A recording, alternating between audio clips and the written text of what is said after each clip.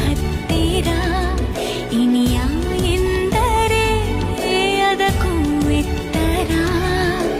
ಒರಗಿಕೊಳ್ಳಲೇನು ನಿನ್ನ ಎದೆಗೆ ಒಮ್ಮೆ ನಾನು ಕರಗಿ ಹೋಗಲೇನು ನಿನ್ನ ಕರಗಳಲ್ಲಿ ನಾನು ಯುಗದಾಚೆಗೂ ಜಗದಾಚೆಗೂ ಜೊತೆಗೆ ಸಾಗುವೆ ಕಡಲೆಲ್ಲವ ಅಲಿಸುತ್ತುವ ತರವೇ ನಿನ್ನ